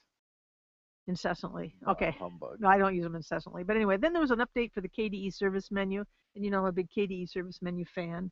So that was just released a couple of days ago, and I think that is all of the items that I have for the KDE Corner this episode. All right. So what's next? Next is I had some security details. All right, so one I found is called Canvas fingerprinting. It's online tracking. It's sneaky but easy to halt. What is it? It's a way that there's like over 5,000 popular websites that are. It's another way of tracking you online, and it doesn't involve cookies. So if you have cookies disabled, then this is a different way, and it uses this thing called the Add This plugin. And what it does is it downloads a little JavaScript, and it uses your CPU or your video card to render an image, and it's a transparent image, so you can't see it happening. And then it sends back a fingerprint. So it's like a beacon, but it. Yeah. All right. And I first heard about this on the Security Now podcast, and he went through and did some calculations, and so I'm going off of his calculations. He says that it only sends back 6 bits of info. So it's really easily kind of hidden in the. Well, 6 bits is 64. Is binary 64. So there's only 64 possibilities. So it's really not that big of a fingerprint. No, it's I mean, not. we all would have individual ones because there's only 4 laptops sitting here. Mm-hmm. But if if you have 64,000, 1,000 people, every 1,000 people are going to have the same fingerprint. So yeah, it's not really that big of a concern. I mean, and a couple of articles I saw said they, it like WhiteHouse.gov is using it, and a couple other ones. The official Add This people that made it, they said that they disabled the code earlier this month, but they have then the website has to update their code to the newest Add This plugin and blah blah blah. Okay. Anyway, so if you hear about it, say whatever. Much ado about nothing. Exactly. It's non-news. And the other thing that's related to privacy is, did you hear about the EFF has a new like plugin, kind of like the NoScript plugin? I think I saw something about that. I didn't take the time to read it. It's called Privacy Badger, and it's by the EFF. Here, I'm going to post the link in the IRC chat. Or is it it's a little plugin. app? Or, It's a plugin for your browser. I'm running it in Chrome, and it tells you how many items are on that web page that could be doing tracking things. Oh, okay. And it also goes through and tells you. Are you running it? Yeah, I'm running it right now, and it blocks ads and stuff. So I think what I read on it is it uses the same code as the what's that plugin blocker thing, or ad blocker plus. Oh, okay. Uses it's based off of that code. Okay. And then I'll have the notes or link in the show notes for this. But it looks really cool.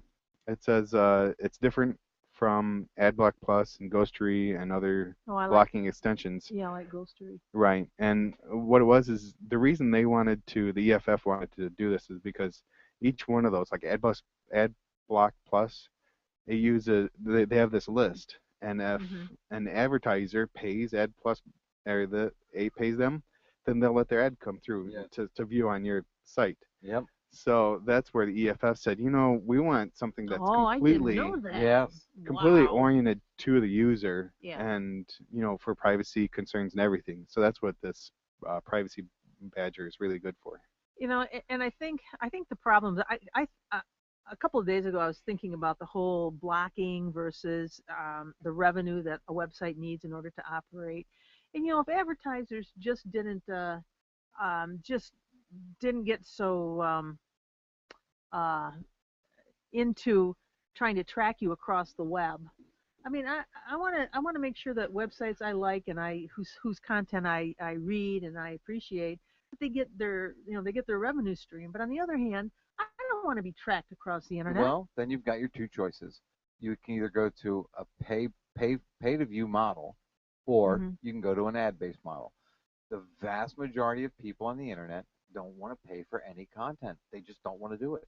The pay for view model falls down unless they already had, like, the only one I can think of that actually worked out really well was the Wall Street Journal, Hmm. because they already had a very established customer base Oh, they do. Yeah. that went that then migrated Who's got the online, money to and they've got spend? the money, and they didn't mind paying for the Yep. content. Um, but overall, generally, when it's pay to view Hmm. web-based content like that, people are gonna just not do it. They're just not gonna do it. So the only way these places have to get the money is through the ads. Hmm. So So, basically, so you're kind of stealing from them when you block the ads. That's the But way this I view isn't it. but this isn't blocking all ads. It's just blocking No, what the trackers. tracking potentially stuff tracking stuff, right? is, yeah. So when I was at um, DistroWatch, like I'll bring up DistroWatch right now. I see it's blocking 2 ads, but I can see 3 ads open and running right now. Hmm.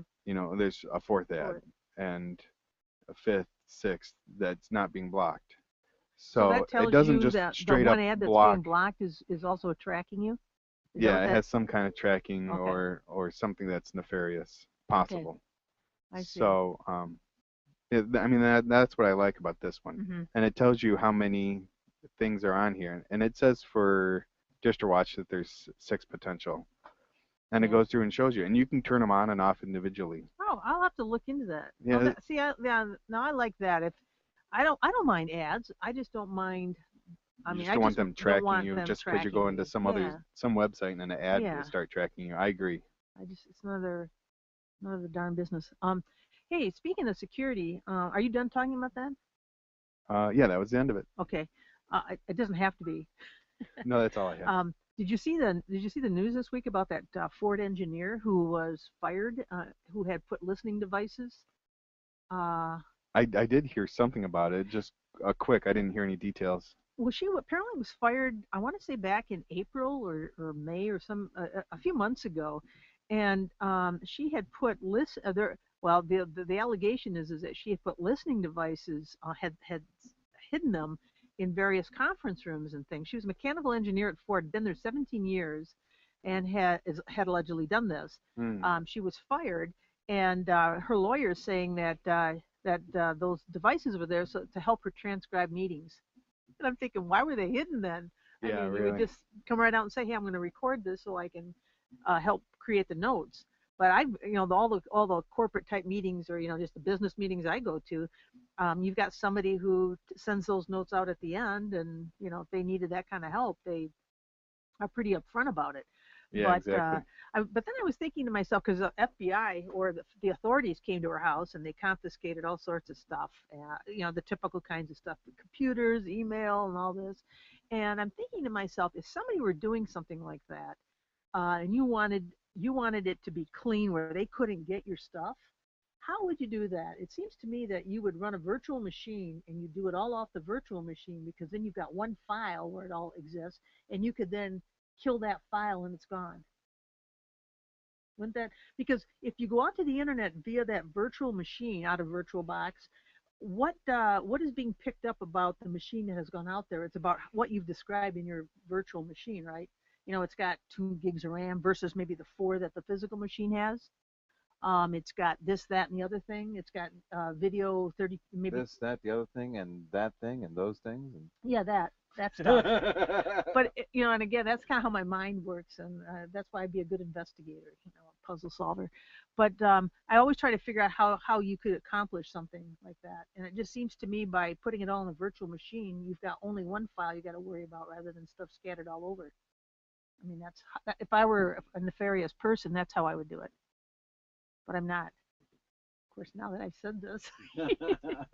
But no, it's just that I've always wanted to be a private investigator. oh, That's Yeah. what I'll you know, do. you can get a PI license. Can I? Yeah, That's what I should do. I should. I'll quit my job and I'll become a private there you investigator. go. I know That's someone. your people. people are living so much longer that they have careers in retirement. You know, Yeah.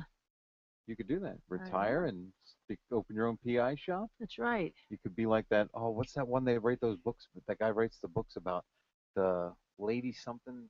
It's in Africa though. The books are set in Africa, like in Nigeria, I think.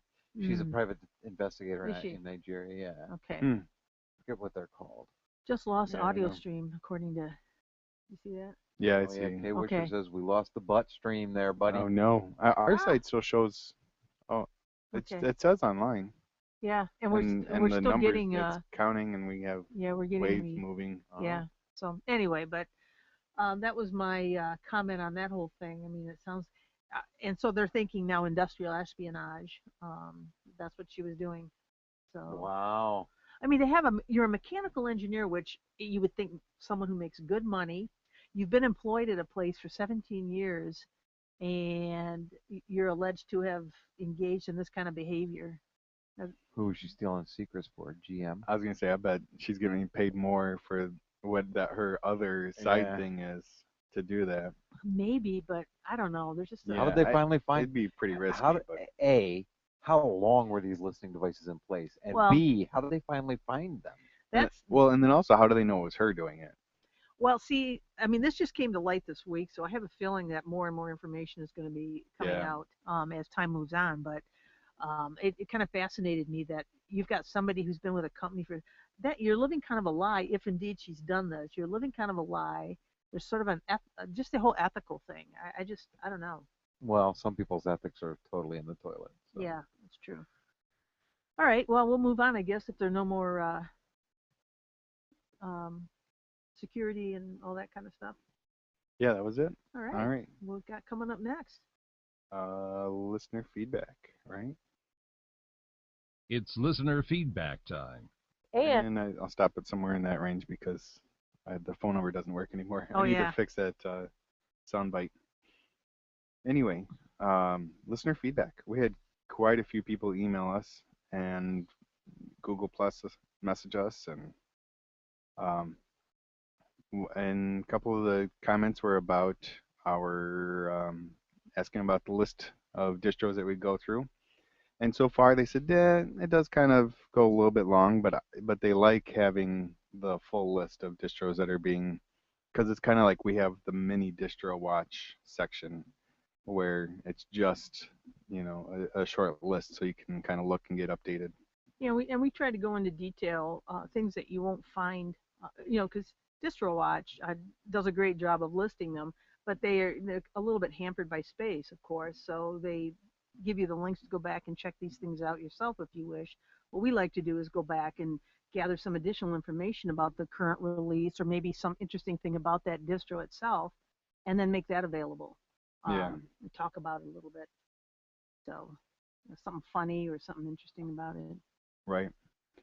We had another, Jason emailed us saying that there's multiple times that we talk over Mary and interrupt. Yes. I have to disagree. I did that on purpose. I kept talking, hoping that somebody would do that. But I think what he heard was that one show where you were remote recently. And in that situation, there's a lag of the internet involved. And we did talk over you, and you talked over us, and a lot that episode. But it happens due to the internet lag. And I think when we're in the I same think that was room, very prevalent, but it wasn't. I think that's kind of the extreme of what we've done, but I think it still happens from time to time. I disagree. But I'm bringing a clicker in. And I'm going to click it. You know how those grade school teachers would click. Isn't there a KDE widget for that? If there is, I'll find it. That's funny, but I don't notice it all that much. Every once in a while, I'll notice it, and I think it's just because you're trying to be helpful and maybe provide some additional information, and in your excitement, you just start talking. Yeah. Because there's sometimes where I have introduced a concept or a topic, and I've mentioned what I know about it, and I might be just kind of coming to that logical conclusion, and then you guys kind of, helpfully jump in and carry it on a little bit further. So, but I know that it's just not done on purpose, but we'll try to do a better job. Yeah. So I'm going to start to It's interrupt not something you. malicious that we're trying to do. No, Like not I at just all. did right now. Because we're all friends. Sorry, Mary. We're all friends here in this I basement. really don't think it was occurring. So. Okay. Mary's All not right. the kind of person to sit idly by. She would have definitely pointed it out to us. That's right. All right. We have another one. We have a quick note from a Frenchman living in the Netherlands. Yes. BB. Yeah, he said he was listening to episode 129, and that's where we talked a little bit about my work and the projects. And he says, even though he lives in the Netherlands, he works for Epic also. So that's kind of a cool connection that we have. Yeah, that was neat. Yeah. I saw that. Woohoo.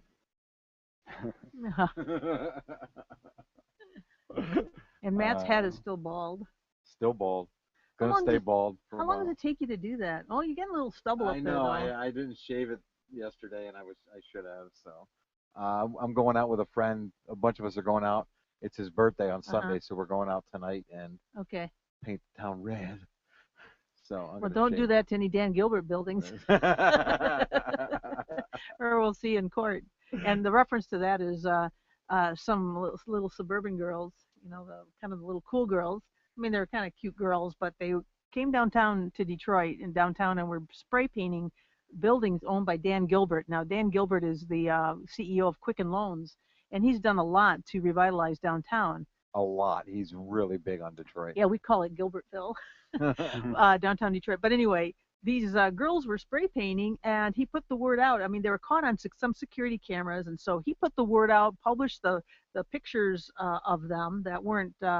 I mean, they weren't exceptionally clear, but they were clear enough that people were able to identify them. And now these three girls have been arraigned on graffiti. But Gilbert doesn't want him to go to jail. I think he wants him to do some community service. Clean the paint off. Well, clean the paint off for one thing, but it's been pretty embarrassing for him, I think. Not anything that they expected. So. Right. We had another comment on our YouTube video from Nathan. He says that it's another great show with regarding to the Distro Talk segment. It's nice to have a little extra tidbits of information. Okay. So, yeah, I think we're going to keep up with what we're doing then. Okay. Yeah, we had quite a bit of. I think 3 people gave us feedback on that, and all of them were for more distro review stuff. Yeah. Not distro review, but distro watch stuff. Mm-hmm. And we're happy to do that. Yeah. Is there anything else? That's all I saw for listener feedback. Yeah, I think I'd seen a couple of the emails. I don't get the Google Plus. Well, I think I may get them somewhere. I just don't look for it. So I appreciate the fact that you pull those out. Because I don't. Yeah, you have to actually go and look and. Oh, I have to go and look. I don't do it either, Mary. Okay. I'm there with you. If it doesn't come to my inbox, I ain't talking about it. Yeah, I don't. I didn't realize that. So, all right. Well, thanks for doing that, Tony. You're welcome. It's appreciated, and thanks for all the sound work you're doing over there. All right. Did we talk about Tom from G Plus? His did come to my inbox. Is that what I just said? I don't know, because I'm trying to do a couple of things here at the same time, have conversations with online people, and What did Tom say? No. He was. I'm considering taking a Linux class, except I middle clicked now, and now it's going to be all effed up. Oh. Because Gmail doesn't let you do that. Mm-hmm. Oh, he didn't say the middle click thing. You said that. Oh yeah, I said the middle thing. Yeah. I just now found it, and I'm like, wait a minute, that's not what it says. Oh yeah, we got to clarify. I middle clicked on his email instead of left clicking. Yeah, there was a little piece of information that was left out of there that made it sound like he was saying that. It says his Linux teacher is Linus Torvalds. Yeah, but he's not really. It can't be. Linus does the ad for it. Oh. But he is not going to teach the class. No. Okay. So. All right. Any other feedback? I don't think so. All And right. Max, did we talk about Max? Max. Yes. Okay. That was the first comment. I didn't put his name on it, but yeah, that was that first comment I read. I think that's it.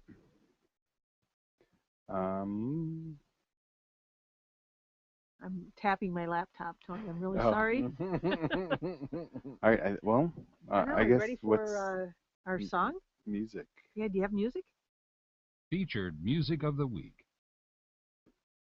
I don't have music. Are we going to be doing the random number with 9 Inch Nails I again? was just gonna say. I was just gonna make that comment. So what are we doing? Let's go to CC Hits.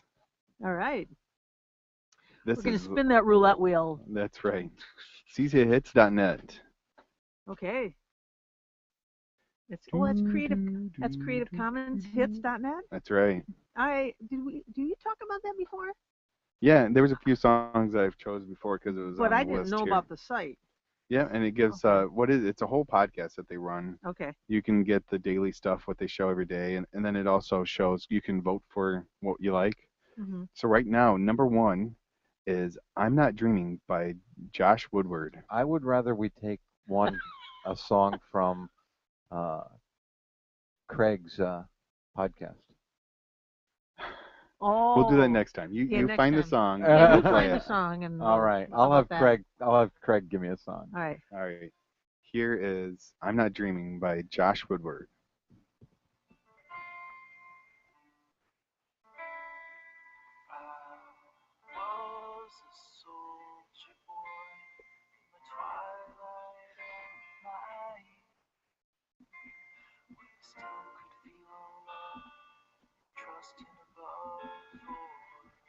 It's a Matt Ender's favorite. Oh yeah. It's giving me a headache already.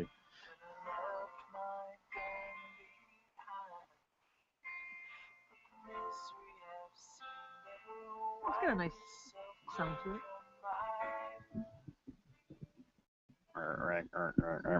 Yeah, we played his song and one of his songs in the past, and I think in general he does pretty good acoustic music. Mm-hmm.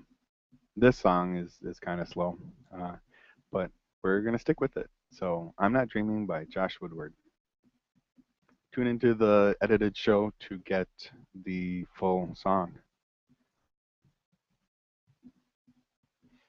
All right. I guess we're moving on to the end of the show. It's the end.